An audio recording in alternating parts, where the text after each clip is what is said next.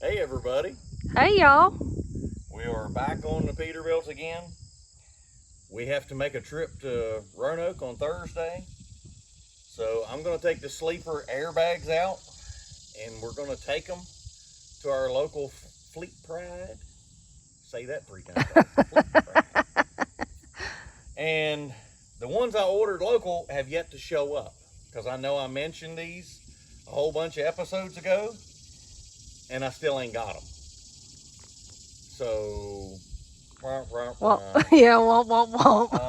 Hopefully. I'm hoping that we take the over hour-long trip to Roanoke and that Fleet Pride has them there in stock and we can just get them off the counter and come home and put them on. So That would be awesome. yeah, and hopefully we can go get our drive shafts while we're in Roanoke. Remember when I said he had all the yokes and U-joints in stock? He had every yoke but one of them. Our luck. Our luck. There was one yoke that he didn't have. So he says he's waiting on the company truck to bring it tomorrow, hopefully. Lord willing and the creeks don't rise, he'll get the parts. And we can actually have our 4 drive shafts back. Yeah, that'll be exciting. Yeah. I still want to ask him why he figured out why it was vibrating so bad on the one shaft. He said it was actually shaking the machine and the concrete floor when he fired up the balancer to check it. So he stopped. He said there was no need to go any further. It was that bad.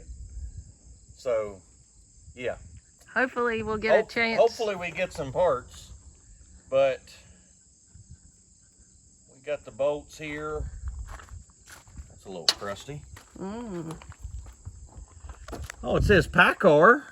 Oh. So it's probably the original bag. I see no reason why it wouldn't have been. Come on.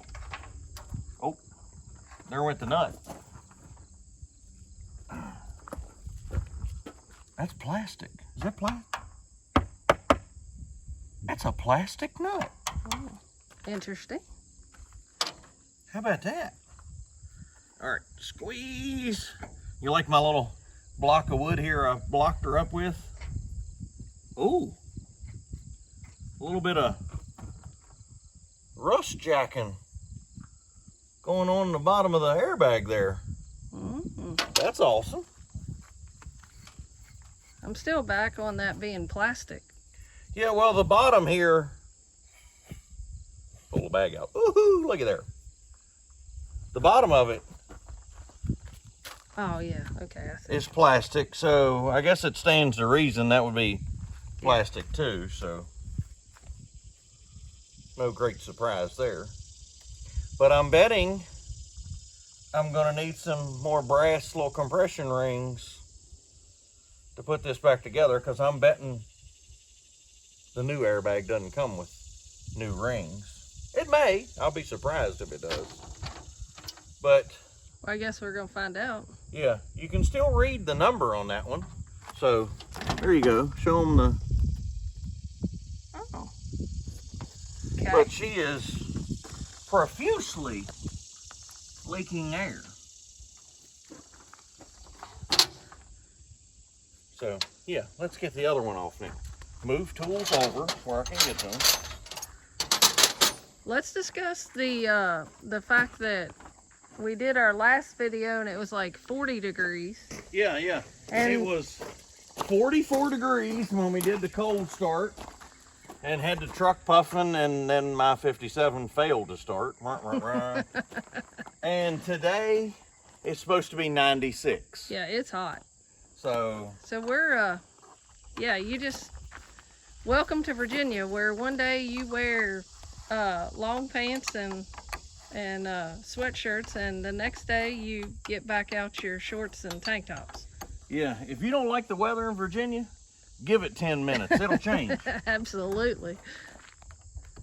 Because probably, knowing my luck, when I get the drive shafts home and I want to lay under this truck to put them in, it's going to be pouring rain. Yeah, I think It's 96, not a cloud in the sky. But when we get home on Thursday, it will be pouring rain. I can feel it. Yeah, I saw the weather. I didn't want to. I didn't even look at the weather, but I'm just guessing. Oh, it is. Oh, really? Great. I was just kidding that it was going to do it. I didn't know it really was. No. It's supposed to be kind of stormy towards the end of the week. Great. Awesome. How's that going? Using the West Virginia socket set, there's not much room to turn it. Yeah. But this is the left-hand version. I'm trained to use it in the left hand.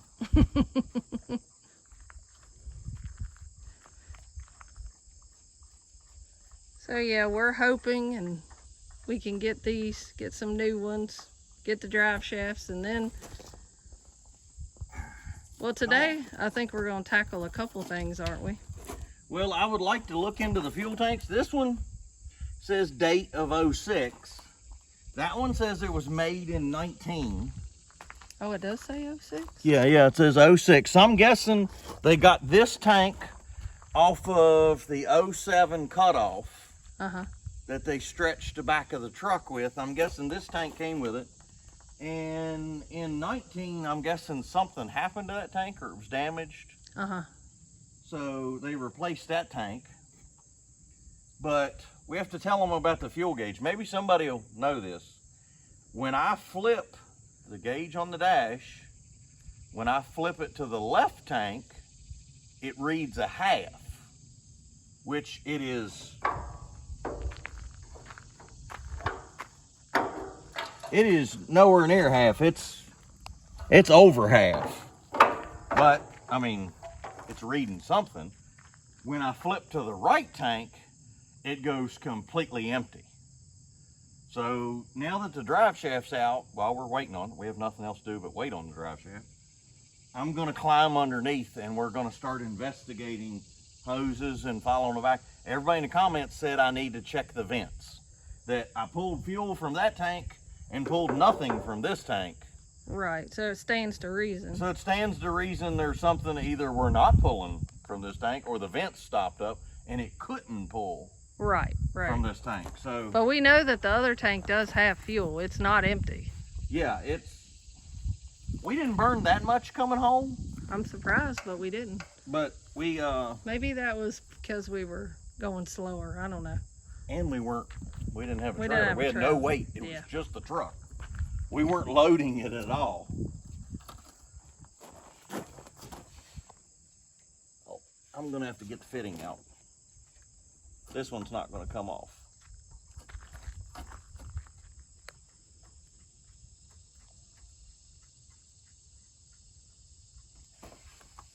I'm gonna have to get the T fitting out of the bottom. Oh, okay.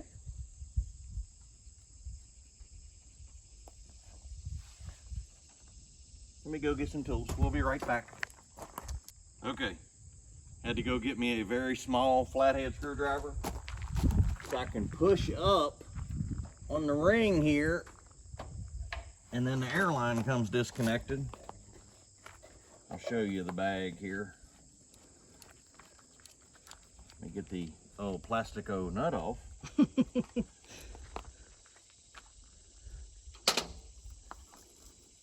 Come on.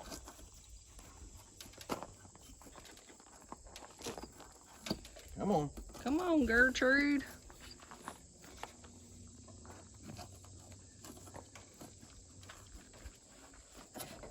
Ah. Whew. Okay. I'll use this airline for the example. When you put the airlines in, you have to push. Can you see close enough? Yes. You have to push on that tiny little ring right there to get it to release. Gotcha. And I'm used to using the pliers where the ring is bigger. You can just grab hold of it and push and pull the airline. Right. My pliers wouldn't grab that tiny little ring, so I needed the flathead screwdriver. But yeah, so now we have 2 cab airbags out. And hopefully, we'll have 2 new ones soon. yeah, hopefully we'll have 2 new ones. Now, let's climb under the truck and find some fuel lines or investigate our fuel problem. Sounds like a plan. Let's do it. Well, here we go again. David's legs hanging out under the truck. He has assumed the position again. There's so much room for activities down here.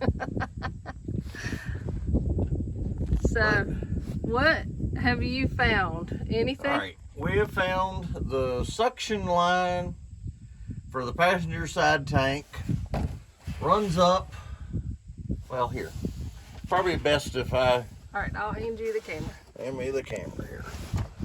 Okay, let me back up here so they can see. There is the suction line at the bottom of the tank. And the return hose is going up and over. I don't know if I can show you that. Maybe I can. Yeah, there you go. And there's the sending unit, which we're going to get to the sending unit here in a second. But the suction and the return run down the passenger side frame rail, go all the way up. Let me get the light so I can. Right there. See where I got the flashlight?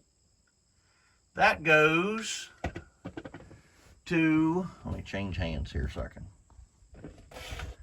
Yeah, right there. That is a T block that is feeding both tanks. And then I followed the line back, and that is, yes, that's a mess of congobulation under here. Everything, yeah, it's, yeah. But it goes up and over. Yeah, we're not even going to just discuss this. We're going to skip over this. Pay no attention. Pay no attention, yeah. Actually, what bothers me is all the wires back here that are cut and just hanging. The electrician in me is just going nuts on the inside, seeing all those wires. But we're on fuel now. He started to twitch a few minutes ago. Oh, I started to twitch a few minutes ago, seeing all the wires cut. But, yeah. So this, let me scoot up here so we can all see. Yeah, well, maybe I can get a better, let me come on this side of the cross member. Maybe I can get a better view of it so everybody can see.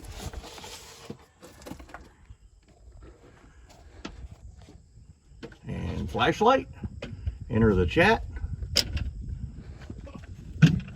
You want me to crawl up under there and hold it? I'm not sure. There we go. Okay. You got it? Yeah. It's got it there. And the wires appear to be there, but that don't mean they're working. But there is a vent here. Everybody said to check the vent. So I'm going to yank this hose off here and we're going to blow it out. I'm not going to blow it back into the tank just in case there's a mud dauber or something in there. Is that what they said could be in there? Well, they said this could be stopped up, which would stand to reason. If the tank was stopped up, no vent, you can't pull fuel out of it. Okay. It's going to pull from this tank a lot easier because this one would be under vacuum at that point. It's trying to pull and it can't. Okay. So we're going to take this hose off. You can see where the wind's been blowing it. Look, see the wind been blowing the hose? Scraping the dirt off. Yeah, that's awesome. But somehow I'm going to squirrel my hand up in there or over here. We're going to get that vent off. But if somebody watching knows what ohm the fuel level senders should be, let me know in the comments. Please drop us a comment. Because I can take my meter and I can check yes, the fuel level. We do. But if I don't know what ohm they're supposed to be, like a GM car is supposed to be either 0 to 30 ohms, 0 to 90 ohms. You know, some of them were 90 to 0 ohms. But I have no idea what the Peterbilt ohms should be, the resistance when you check it with a meter. So if somebody will comment that, it will greatly help me. Very much. All your comments have been helpful. Yes, all of them have been very helpful. And like I say, the wiring here, this is just the amount of cut wires under here is driving me nuts. And I wonder why they say Peterbilt's burned down all the time. Yeah. Well, we don't want our sweet girl here to burn down, so we're gonna fix all that. So let me figure out how to get this vent off here, and we'll let you know if it was plugged up or not. Okay, so I got the hose off, and I don't see anything in the ends of it, but we're all gonna find out together.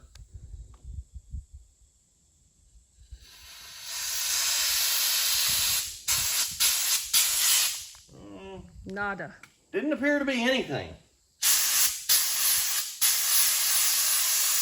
Yeah, okay, so the vent was not it. Okay. Vent was not the problem. Well, So we will continue on guessing. I'm wondering if the suction fuel hose on that tank has a hole. Well, no. If it had a hole, it wouldn't pull from either side. right. So never mind, it can't be that. I don't know. It's a mystery. Yeah, further investigation, we're gonna have to keep going. So y'all hang with us. Okay, so I cleaned the hose off and We put have it one back. nice clean hose. Well, it's not perfectly clean, but it's much better than it was. And we cleaned a little bit of grease off the tank here. But I haven't found a smoking gun on why I'm not pulling fuel from this tank. All the lines look to be hooked up. Nothing's damaged. So if it's not the vent, anybody got any ideas why it's not pulling fuel from this side? So insert your comments, please. yeah, insert your comment. We'll even try wild and crazy ideas, but Yeah. Any help you guys can give us, we appreciate. yeah. So one thing before we go, I wanted to show y'all all the accessories that came with the truck. I haven't shown that yet. So let me squirrel out of here. Okay. So we got a back window. I think it's an actual Peterbilt. It's all the inside ring, the glass, the rubber, everything.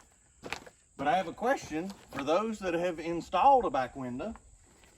I climbed inside the sleeper, and for this thing to line up with the window around on the side of the truck, which I would think you would want them symmetrical, Oh yeah. that it almost looks like it runs into the cross member in the sleeper. So my question is, do you cut the cross member in the sleeper to make the window fit where it's symmetrical? I would think you would. Yeah. But that's my question. That's because I do want a window in the sleeper. Oh You know. yeah. Yeah. I want to add that. I mean, it came with the truck, so I'm all about adding it. And then I have these panels that came with the truck and install here to replace the front panels I got and then bolt up. But I think I want these. I think I want them body color. I agree. I think they would look, and I have the panels that go here, the same to match that go around the sleeper. Now they have to be bent. I guess they made them for different sleeper lengths or sleeper radius. I don't know why they're not pre-bent, but whatever. They came with the truck. I'm not complaining. So yeah, I think they should be painted. That would be the look that we're going for. Absolutely. And the back window, if anybody has installed one, do you just place it above it and let the window be higher than the window on the door? Or do you cut the cross member? So let us know in the comments. And how we end every episode. Thank you, Lord. Thank you for today.